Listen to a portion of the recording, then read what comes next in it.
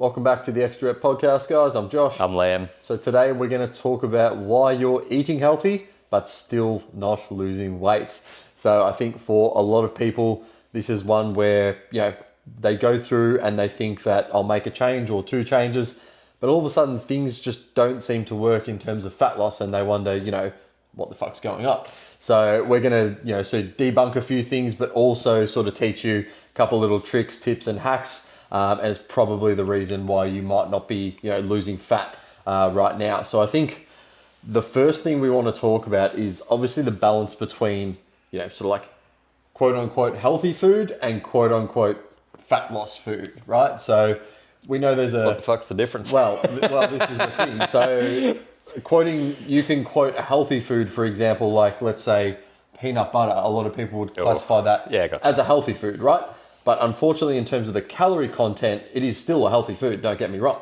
But in terms of calorie content, good fats and that, but the calorie content can go sky high. 60 grams of peanut butter is probably going to set you back like 400 calories, probably more. Yeah. So there are going to be these little differences with foods where, yes, they are good. Like, for example, generally a lot of stuff that contains fat in it is, olive oil, coconut oil, all those oils, butter. Acai bowl. Acai bowl, yeah. 1,200 calories. Yeah, 1,200 calorie like acai that. bowl. But these are things that, again, like if you went to a breakfast place, you'd think, I'm going to be healthy today, I'm going to get an acai bowl. Whereas and that might be, 1,000, 1,200 calories, whereas you could have just got the egg and bacon sandwich for maybe 500, 600 calories. So it is one thing there. Of course, we want to be, having a lot of unprocessed, fruits, vegetables, proteins, legumes, all that sort of stuff. But we also have to balance that with how many calories we're consuming throughout the day to get the best response. And for many of you, it's just not tracking like simple little things, coffees are a big one, and of course your weekends and things like that, which you guys already know about. In terms of... I was like, was you asking me? Or? I thought you were going to jump in there. I can jump in. Yeah, go for it. So I actually had a consult with a guy 2 weeks ago, and I was asking him about his diet and all this stuff. He's like, eat really healthy, blah, blah, blah. He lives at home, and he mentioned like, his mum cooks pasta and all this stuff. And so I asked him, I just said, so how many calories are you consuming in a day? I don't know. You need to know your caloric intake. It's as simple as that. Just because something is healthy doesn't mean it may not be calorically dense. Everything that you just mentioned, like olive oil, acai bowls, all that stuff. It's like, yes, peanut butter, very caloric dense. So when it comes to, and as you mentioned, fat loss foods, if we're looking specifically at fat loss, you have to be in a calorie deficit. I hate to say it, we hate to harp on about it, but it's just the simple results of thermodynamics. Yeah. Now, in terms of fat loss foods, if you're looking for a thermogenic effect in food that burns more calories when you actually consume it, we're looking at protein. Yeah, I think, for a lot of people, simply probably by just telling them they need to eat more protein, right? It does a couple of things. Obviously, we know, like I said, thermogenic, you burn a few more calories eating protein, which isn't crazy, but it will add up over, weeks, months, and years. But from that, all of a sudden they have to look at food a different way, right? From just like being able to sort of eat whatever they want, they go, I need to make a meal around protein. And normally that means that then they'll either, pair that with some like decent carbs or a salad or some vegetables and things like that. So straight away that gets you, not only probably reducing your calories of that meal, but a double whammy of then boosting your protein content. So that's obviously going to go in terms of losing fat, your body composition, going to have some really good effects there. Yeah, definitely. Now, I'm going to play devil's advocate because there was a recent study that came out on honey on how it completely shrinks belly and visceral fat. Now, honey is very calorically dense. So if someone just starts smashing a whole bunch of honey, will they have the same effects? Yes and no. So you still need to factor in the calories in honey. Yes, you may not get the same blood sugar spike, and yes, it could have all these health benefits because it doesn't work on the same receptors as other sugars and carbohydrates do, but still very calorically dense. It's like dark chocolate, Yeah. People say, it's so good for you. Like, yes, of course, in moderate doses, Yes. No one's eating a whole block of dark chocolate. You don't need that. You only need a square to get, probably the results in terms of cholesterol and things that, and red wine. Like people have the news makes it just a bit, how you going with some of the stuff like Red wine. Yeah, remember all the research there. Well, I can touch on both of these. So I'm quite the dark chocolate connoisseur myself, and we just had Easter. But we look at the polyphenol count in dark chocolate, we look at the magnesium, the zinc, and then, as you mentioned, the cholesterol and all that stuff. Yes, really good. Calorically dense, saturated fats, yes, depending on what dark chocolate you get. But even if it's like 90% cacao dark chocolate, Lindt, shout out. But it's still, if you're going to eat multiple squares, there's 200 to 300 calories there already, and they're nothing. They're so slim and small. It's like it's so easy to get in. You may think it's just a snack, and you could have eaten 500 calories. Yeah. And then I was going to say, just on the red wine, okay, we look at resveratrol. That was the big thing in wine. Now, red wine also contains sulfites, which a lot of people are allergic to, and a lot of people will have a reaction. But then there's also the alcohol content that can completely, just go with the acetaldehyde content, which is the chemical in alcohol, and then the liver has to digest that instead of the resveratrol. So you're losing those benefits anyway. Yeah, interesting. Yeah, I think just we've touched on alcohol plenty of times, but like you said, if you're trying to lose fat, and you have an alcohol, it's just going to be very, very difficult, especially if you're going to have it whilst you're trying to digest any sort of food. Yep. So if you're going to have a couple, keep it away from food. That's all we'll go into in this one. But in terms of, I think, healthy food as well, we really want to gravitate, towards higher fiber, satiating foods, right? Yep. So there is something called the satiation index. So you can look it up, and it basically has the satiation index of foods and basically what foods will satiate you the most, right? And of course, you can imagine the culprits are up there, more fruits, more vegetables, potatoes, I think are king. They're number one. I think it's like white steamed fish is number two. Yep. Oatmeal's up there. Popcorn is actually up there as well. Yep. That's without, smashing a kilo of butter on top of it as well. Interesting. Have you noticed that it's a lot of the stuff with a lot of micronutrition in it? Yeah. And that's exactly what I was going to mention. Like if you're thinking, high fiber, high food volume, all these things that are going to help you feel fuller, generally speaking, they're going to contain a lot of nutrients as well. And that, almost crosses the border between healthy food and fat loss food. It's like there aren't really any just healthy and just fat loss foods. They sort of cross the border together because if it's going to be good in terms of micronutrition, it's probably going to be good in terms of less calories, more fiber, help you feel fuller for longer so you aren't binging, snacking, and consuming, a crazy amount of calories, late at night or something like that. But that also comes into metabolic health, right? So metabolic health and micronutrition go hand in hand. Sure. And then if we're looking at metabolic health and satiation and then also hunger, they both go hand in hand. And, we're looking at ghrelin and leptin. And so if you're eating a very satiating diet, which is also really rich in micronutrients, then your ghrelin and your leptin levels are going to stay regulated. So you're not going to have a risk for all those, dopamine binges that come with late night binges and emotional eating and food and all that stuff. A lot of the times it can come from, metabolic dysfunction. You haven't looked after yourself throughout the day. You've skipped meals. You've had probably too many coffees with sugars in them. You've had maybe some blood spikes all over the place. Like there's a lot of different things going on there. And it's funny, we're both quite good at, obviously keeping regulating patterns, keeping a good routine now because we're coaches, right? But when we do have periods where maybe around, like I said, Easter, around Christmas, around these things, it's like when I do veer off track, geez, I notice it really a lot in terms of oh my God, my hunger is all over the shop. I've just eaten like a horse, but now I'm just snacking on lollies, then I'm snacking on this, then I'm changing this. And again, it's because combination, lower protein, lower fiber, lower micronutrients, more of that good, delicious, food full of carbs, full of fats. And again, we're not saying you shouldn't ever do that, but it is something where you just want to keep it sort of in check, in regulation. So for a lot of my clients, I know when they have events where they might be smashing a pizza and a wine, right? It's okay, don't worry as much about that, but worry about the rest of the day. Because it's the pizza and wine isn't going to undo you provided you're back on track the next meal, right? It's the things you're doing in the lead up to there. If you're already thinking, the pizza and wine, today's stuffed, I may as well go have a big brekkie, eat what I want, and then have the pizza and wine. Before you know it, it's been 3 days and you've taken yourself 3 weeks backwards, Well, we can go into the scientific terms of these. So think about it you get a bowl of French fries, someone orders French fries and says, oh, it's for the table, everyone share. You're never going to eat just one. Yeah. These foods that like are processed and have a lot of sugar and salt and whatever in there, like they work on our brain receptors. So Hyperpalatable. Yeah, let's go. Back on the scientific terms. So this works on our brain receptors in the terms of dopamine and serotonin. Now, it will deplete our willpower once we've actually already broken, that's what we'll call it, a diet. Let's say we've broken our diet, there was a pizza party, you're not going to eat one slice of pizza, you ate 4 slices of pizza, you had a whole bunch of French fries for appetizer.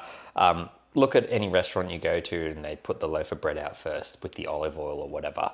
It's like, if you have one of them, you end up demolishing the whole loaf. And for a good reason, like this stuff works on our brain receptors. The next day, if you don't get back on track with your diet, it is so much easier to slip up. For sure. Yeah, I think going back to the restaurants, it's just crazy how, like, without sounding rude, restaurants don't give a fuck about the calories they put in their food, right? So you have to understand that their main objective isn't to control calories when they're feeding you food, right? Their main objective is to be like, this needs to be fucking delicious and you need to want more of it and want to come back again and again and again. And again, like you talked about, that works on those brain receptors and things like that. Even the restaurants that have, rough calories on the list, not every chicken burger is going to be prepared the same. So it's like, you go to Grilled, right? You can get a burger for around 500 calories. I'd always add I call it a tax, a tariff. We'll put a Trump tariff on everything. Calorie tariff of 20%. So yeah. I think that's just a good leeway. You probably go, it's probably around 600. And again, if you're eating out once a week, don't worry about it, right? But if you're eating out, multiple times per week, then these things can slightly add up and you might be having another, across 4 meals, easily another 1,000 calories across the week as well. And then, it gets down to little things like, licks, sips, bites, bit of extra sugar in the coffee, having Susan's biscuits in the tea room. Yep. All these things you psychologically almost forget about. You just don't realize until you actually start going back and being like, oh, I've just had these 3 things. And then it's like, oh, hang on a minute, had a bit of that, had this, that had calories in it, had a full sugar Coke. And before you know it, you've probably consumed another 500 to 1,000 calories above what you're sort of quoting. Well, it's funny that you mentioned the full sugar Coke, because you had an instance the other day where someone mentioned that a Coke Zero, which is pretty much like 5 calories compared to 200 in a Coke and, 40 grams less sugar, saying that it was actually worse than consuming the full sugar Coke, which is an absolute load of shit. Like the 40 grams of sugar will do way more damage than no sugar. Yeah. And this is the thing. Again, sugar just gets converted to carbs, so we don't want to make, sugar's evil. It's not. But when people are talking about the chemicals in there, and it's like, but the chemicals, it's like, but you guys don't understand. The chemicals are in both of them. Like, it's the same fucking amount of chemicals in the Coke Zero sugar or the full sugar Coke. So it's like, why wouldn't, if you can, especially when you're dieting, pick the zero sugar option? Of course, you can fit it into your calories if you want to take the full sugar option, but that leads me into drinking your calories. If you're having coffees, full sugar Cokes, milkshakes, all that sort of stuff, I would try and avoid drinking your calories. Protein shakes, again, that's the thing where you go, okay, if you can get a spike of protein in, you're getting less protein, that can top it up, awesome, especially if you're time poor. But that's probably the only time where I'd recommend potentially drinking your calories. Yeah, I mean, it depends on the person and what they like. Like some people, like you guys saw me at the start of this podcast, I was drinking my calories, but smoothie. It's literally 300 calories. It's just a smoothie and that'll keep me going for another 4 hours. And we're talking 300 calories. We're not talking a 900 calorie smoothie bomb with peanut butter and, full sugar milk and all this other shit. 3 pumps of honey syrup. And, exactly. Yeah, it's just one of those things where you just got to be mindful, right? People say they love coffee and they like the milkshake that they basically get in the morning because it's a spike of sugar and honey and everything. Can we just say a cappuccino is not a fucking coffee? No, I am just like, in what world is just more milk, sugar, froth, and chocolate powder on top a coffee? I'm like, no. It's a hot chocolate. It's a hot chocolate. It is. It's not a coffee. I mean, it's a mocha at least. Oh, geez, I love a mocha, but geez, they're not. What do you reckon a standard mocha is, like 450 calories or something like that? It depends on the size. Yeah. I'd say 350. 350 to 500, depending on how big and how much chocolate they put in there. Well, it depends where you get it from, right? So, like, a Starbucks one could really blow up the calories. Yeah. Like, because they cream. use, they use different ingredients, different chocolate. Sometimes they use chocolate syrup, like, which could be even worse than powdered chocolate. Like, because a lot of powdered chocolate sometimes just cacao and sugar, whereas like you get all the chemicals and all the shit coming in a syrup. It's like Straight drinking chocolate or in a syrup form. Yeah. But there's a reason we mentioned before these foods are addictive. Like if you've ever had a McDonald's chocolate sundae, it's the greatest thing in the world. Yeah. But 600 calories later, you're like, oh. And you don't even feel full from it as well. That's what I was just about to mention. Like you can eat a McFlurry or a chocolate sundae at McDonald's and you're like, that was delicious. And you're like, I'm not that satiated. And there's a reason. It's empty calories. It's all processed shit. There is no micronutrition, as we mentioned before, working on those receptors that keep us metabolically healthy and say, hey, you're good. You're satiated. You could easily put down 3 Big Macs and that's 1,500 calories. Yeah. And that's the problem is, you have something, and if you're not satiated afterwards straight away, it just becomes that mental battle until the next meal, doesn't it? Of like, oh shit, like I thought that would be better and I'd be full, but I actually don't feel that great and I'm still hungry and I could still eat more, which, becomes a problem when, again, you're looking to balance everything out. And of course, when you're looking to lose body fat. So, well, think about this one. Now, this one, all my clients know, I think it is just the worst and most useless food. Packeted chips. Like I love them. But yes. You go to any party, barbecue, whatever, there's just a bowl of them out there and there's always someone just munching away, and it's just salt, sugar and processed fat. It literally adds no caloric value to you, but you can easily eat a whole bag of chips, 500 calories down, and then you're like, oh, okay, I'm still hungry. And there's a reason why people eat it when they snack before dinner or just while they're watching Netflix at night, they have to eat the bag of chips. I think it's like mindful eating. It's like people are now distracted when they're eating, and I think that's a massive, massive thing. Like a lot of people will sit down the TV dinners or whatever, or they're just, again, mindlessly eating, and we both do it. We've done it before. So we know that when we're sitting there, I can easily, like if I had a packet of chips there and I'm watching Netflix or something, all of a sudden I look and I go, oh, the chips are gone. I wasn't even hungry, but I'm doing something just because I'm mindlessly focusing on something else. So that is one thing that I would recommend, of course, is get off your phones, actually take your time, be mindful, and actually slow down and eat as well.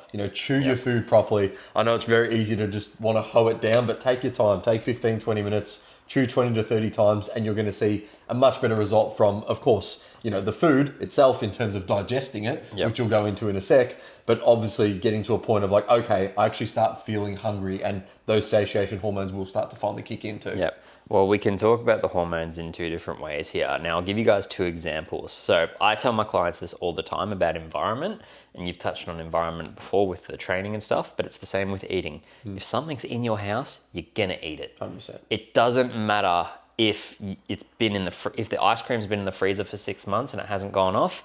One point you're gonna open it and be like, oh, there's a Maxibon there, and you're gonna feel like a Maxibon. Like it's gonna be in. Same thing with the bag of chips. The other one is you go shopping when you're hungry, because that is a hormonal response, because you're being marketed to, oh, this shiny thing's on special, I might try it, all this stuff, and you will make the worst decisions when you're hungry. I think that's when click and collect comes in really handy, because you've looked at it potentially the night before after you've had dinner. I normally will eat, and then I will do my Coles shop click and collect, and I'll be like, okay, this is what I need for the next week. And sometimes me and everyone will be like, okay, is there a treat that I can fit in, like an ice cream or something like that? It's on special. We go, okay, sweet. Yeah, that's no problem at all. It's like, we want you guys to be able to fit these things in, right? And I think that comes back down to having, a 90-10 or an 80-20 approach to nutrition. When we're talking about healthy food, yes, we want at least 80% of your diet to be good, unprocessed foods, plenty of protein, plenty of fiber, plenty of micronutrients. But that doesn't mean you can't potentially have something else every now and again and fit it into your calories, because there's health in itself to be able to do that and either maintain your body composition or still improve it whilst doing those things. But there's a nuance to this, and that is you're actually educated in what you're eating and consuming. Exactly. You're having that ice cream, but you have the calories to consume that ice cream. And as you mentioned with the 80-20 rule, you're getting in all your micronutrition elsewhere. When we talk about this podcast of why you're eating healthy, but you're not losing fat, a lot of the people just don't actually know the caloric intake value or the macronutrients and micronutrients of what they're consuming. And I think that's it's a really big takeaway from this, because people, straight away, if you're listening to this and you're already thinking, oh, no, I don't want to track my calories, I guarantee you, until you start doing it for a short period of time, doesn't have to be years. We're not saying track every calorie for the rest of your life, but if you go through a period, be it 4, 8, 12 weeks, you're just going to have so much more understanding on what you should be eating, what the calories in things that you thought, again, might be healthy actually are, and then you can start making adjustments. And I guarantee you, if you start doing that, straight away, you're going to start slowly being like, I've started to feel a bit better, body fat's starting to come off, and straight away that's going to start to, get you into a healthier mindset as well of being educated around food. Yep. And it just comes down to that, calories. But not just that. Of course, yeah. We're going to leave you off with another segue into something that's a little off topic, but it's still really relevant, and that's digestive health. So you could be eating really healthy, but you could have underlying digestive health conditions that you're not actually absorbing those nutrients. Those calories are just feeding other pathogens in the body, like iron's a big one for a lot of people. I know a lot of women with some intestinal issues and stuff that they're always low in iron, but it's like, okay, there's negative gram-bacteria overgrowth there that's actually really feeding on that iron. So that's why you're getting the fatigue. That's why you can't absorb zinc and magnesium and all these other things. So yes, you could be eating healthy, but you could have an underlying gut condition that's actually not allowing you to lose the fat.